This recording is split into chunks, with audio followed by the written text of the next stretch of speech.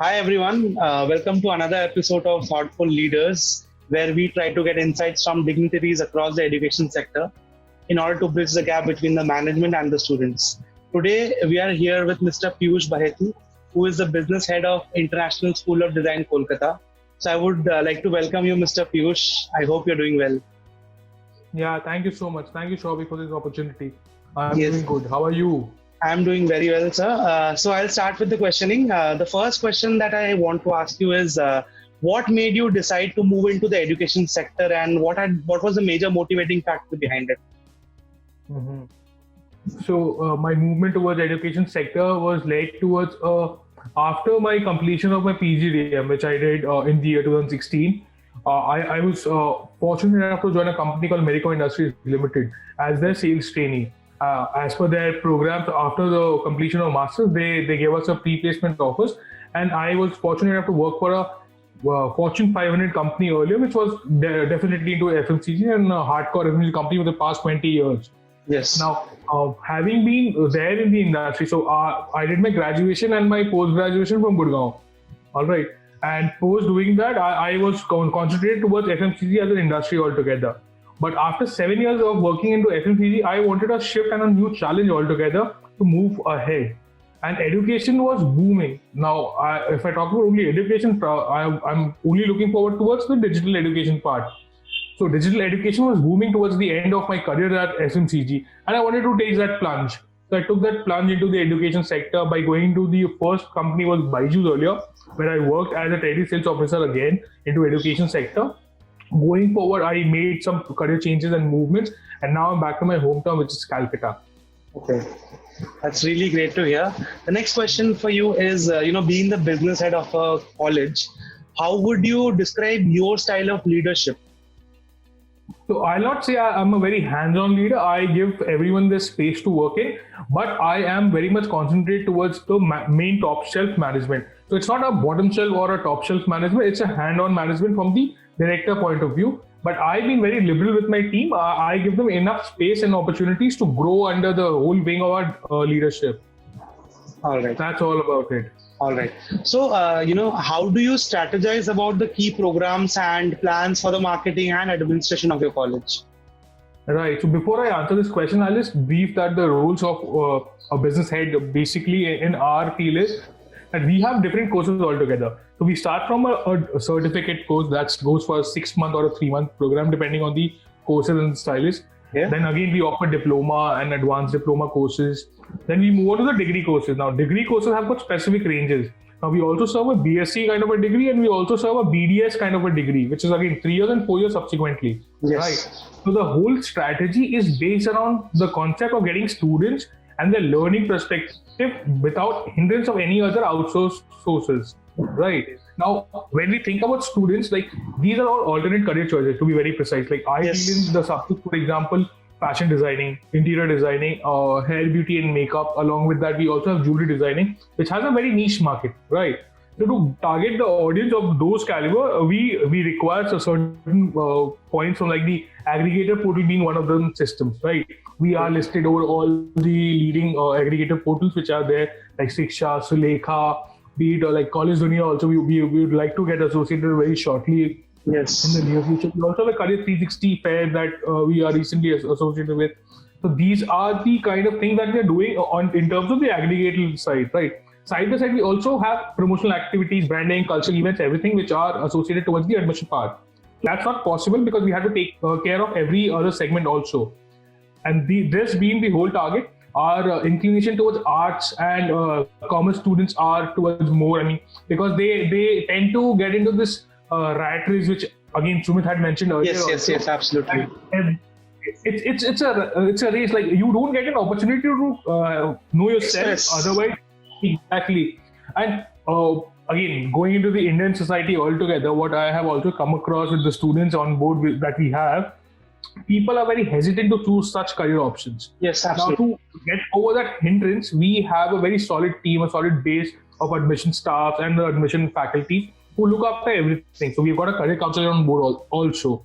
Now she has been in the industry for the last 20 years. All right. And she has been with the associates of like JPs and the APJs every now and then. And so they have broadened that experience to the whole segment. And they have also mastered the art of convincing students, to be very precise, to get into this mode of studies. All right. That's really insightful, Mr. Piyush. The next question that I have for you is looking at the education systems in India and other countries, right? We all know that they are structured very differently. But looking at the design like education perspective, what can an inbound student gain from studying in your institute? So I'll tell you, see, fashion or any word that is associated with designing does not restrict itself to any of the other continent or place. It's global. Everything has got a global outlook towards, right? Yeah. So going towards that market, we all have students, they are capable to do good stuff, but because of the lack of opportunities in our country, or to be very precise, in the whole arena, I'll not only say it's a department that we are lagging, education society as a whole is lagging towards the whole new form. And hence the new reform which was launched recently by the government was there. Was it 5 plus 3 plus 3 plus 4 or something of that sort? Yeah. They are trying to implement, right? Yeah. So designing as a whole is not getting affected by any of the other means. Designing students, they are creatively inborn. So I'll not say again creatively inborn. It's again a wrong term to use, because we all have that ability to draw. We all have the ability to express ourselves. But certain students or certain people of the society, they want to express themselves differently. Yes. So they choose our designing courses, for example, a fashion designer. Now, of course, when you go and see a fashion show, or I'm guessing you must have seen them on TV, especially, you see they wear a very different kind of stuff that no one would actually want to want, or they'll not wear that same thing on a regular occasion. Yes. But we also need to understand the motive behind those cosmetics, or the criteria of the fashion designer is to express his or her views. Why can't we make something based on something which is not there in the society? So we are also getting into the whole structure. We also have our fashion shows. Our interior students also get into all the career fairs that are available in the market, especially Avid. Avid is big in West Bengal as a whole. So we have been fortunate into collaborating with Avid also. Okay. So the next follow-up question that I have for you is, how does the curriculum of International School of Design, Kolkata, ensure that the students get the best practice of industry? And how important is the practice of industry, especially when it comes to the design area? Right. So I'll break this into two parts. So first question of yours was how do we deal with the curriculum? So our curriculum, as we are a technical collaborator with Himalayan Garhwal University, that's our degree courses. So everything has been assigned by the authorities, which is the Himalayan Garhwal University. So they have their own guidelines that we have to follow, along with the parent company being International School of Design. Now this is a franchise which we have taken in West Bengal. So the whole franchisee works into the same model, wherein the parent company gives us all the layouts of the education industries and the norms that have to be followed throughout this year or throughout the coming years. Every now and then there are some certain changes, the curriculum changes. From like last year, we had pattern making as a core subject in fashion design. Now we have included 3D printing also, because that's the need that will be going forward. So we keep on changing, we keep on bringing newer stuff which are growing the market, which gives our students a cutting edge thing rather than going into a very normal, a very complacent kid who is not sure about how to go about in the market. We make sure that his overall development does not get hampered by small or little things. Also, for interior students, I just like to mention that we were earlier doing everything on AutoCAD. So AutoCAD was the normal industry standard, wherein you have to create your own structures and drawings, whatever you have to present. Now again, when we were collaborated at Avid, we came across a new software called 3D Max, which was again available in the market, but it was not there in our curriculum. So we had to pinch in and we had to bind that thing inside our curriculum. So from this year onwards, we also have 3D Max in our curriculum for interior students. So these are little changes that we do here and there every session, so that a student does not feel bothered that when he or she goes into the real corporate world, he or she is equipped with all the softwares available, all the material or all the knowledge which is there in the market to gain. We try to ensure that this thing happens at the max. Understood. And looking into the perspective of design, specifically for students who are into design, how important is it having the industry ready experience while doing their course? For example, what additional, insights or inputs the students are getting from the industry directly so that they are getting more ready towards the industry? So I'll tell you, see, any student whoever walks into our campus or whoever walks into any of our profiles, what we ensure is first we analyze their strength and their weaknesses. Okay. So that's the thing which has been done during the orientation program in the first 3 weeks, wherein we try to assess the kid, like if he or she has taken fashion designing for a course, or just by out of passion, he's not passionate towards the program, but he's passionate towards becoming a fashion designer. He or she had chosen that career, right? But we also know the hard reality that not many of the students can represent themselves into the top level shelf. But having said that, we have our students who have run into their own boutique showrooms, and precisely this lockdown, like I'll just give you an example. There's a student called Vibhashita Das, and she was the first year student when she joined in the year 2018. And this was a graduate, she was an advanced diploma kid. After her completion, because the kid was very good, I mean, she was very, very good with the designs and all the artworks. We had just prescribed her one thing, that we promote all our student work on our digital platform as well. So that everyone gets that I could not hear. Okay, so all our digital, all the materials that have been shown or that have been drawn by a student or been created by a student are being displayed on our digital platforms. Yes. Be it our website, be it our Instagram handle or Facebook channel as well. So Vibhashita were also listed on the same channels, and she started getting orders during this lockdown. This only speaks about the volume of interest and the volume of work that she has done throughout the whole the course of her time at INSD. But she has learned a lot. That kid was bright, so we could see a near future, and we are trying to inculcate the same thing with the other students as well. So we are also learning, we are also evolving by every kid brings in a new experience for the faculty management also. Yes. So we need to abide by them, we need to give them more focus, more career opportunities so that they can also express themselves freely. So see, from what I got from you is it is not just about the student, getting as much as they can from the institute, but in your case, I can also see the institute helping the students to their best abilities, right? Giving the student a platform to display their arts and their potential to the world, which has directly helped that particular student. So that is something really commendable, I have to admit, really. Thank you. The next question that I have for you, Mr. Piyush, is a bit of a philosophical question. So I want to know how, what can an institute do to make students from different economic backgrounds or different geographical backgrounds feel more welcome in a college? Now that's actually a very tough part, and it's a googly for us to answer, but I'll give you a very simple and very basic layout. Yeah. See, everyone is welcome, right? Designing does not have a language, it does not have any boundaries, it does not have anything as such related to economics or religion as such. So we welcome all our kids. Now, most of the students who are studying with us, let me give an example. Again, we have a student whose name is Shovan Pal. His father is a carpenter. So he earns a daily wage. So you can understand the economic background of the student. Yes. But his father had a vision that he wanted to make his son an interior designer, because the field which he is already into, he being a laborer, he has sustained all the things. He actually wanted a better future for his son. Yeah. So he had come into the whole scheme of things. He wanted to make his son an interior designer, and proudly I can tell you that he is now assisting his dad in his work.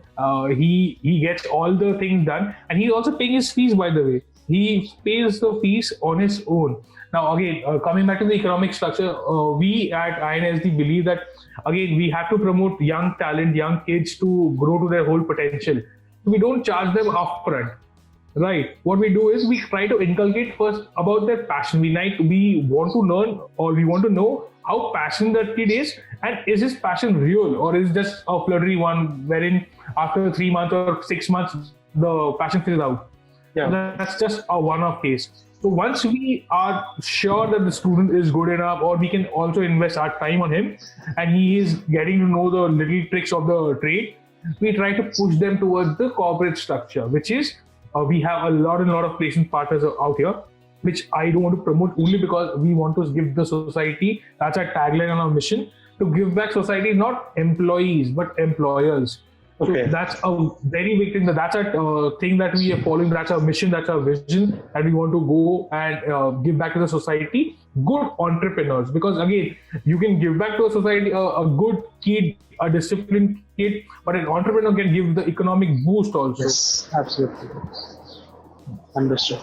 Okay, the next question that I have for you is a bit more of a topical question. So, we have all been affected with the COVID situation. So we would want to know, in terms of the processes, what has the college done in order to continue education and to make sure that there has been a seamless transition from the offline to the online channel? So I'll again, first of all, I'd like to give a shout out to all our faculty members that they have been stupendous in the way they have transformed our lives completely because of this digital transformation that happened. Now, we all know that Digital India was a sapna of Mr. Narendra Modi, yes, of promoting his or her ideas, right? But it was not getting that vision empowerment. But this lockdown had pushed that boundary towards that empowerment of digital media. Now, when I say digital, everything has come online. Be it social media, I mean, people are there on social media, it's available online. You also have social media that's offline, but again, that's not much people talk about nowadays. Everything, social media means online. So our teachers, they were like the first one to absorb this change. We had not that amount of capacity, or we did not had that vision to impassion that thing in our system, but they did it. And hats off to the students also, they converted themselves from an online based class or offline based class to an online medium classes. They also transformed.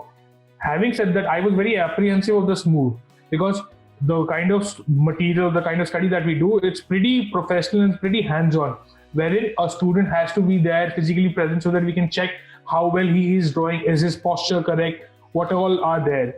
So I was very apprehensive towards that method. But after seeing the result of the student work that was given to us during the lockdown, I was flabbergasted.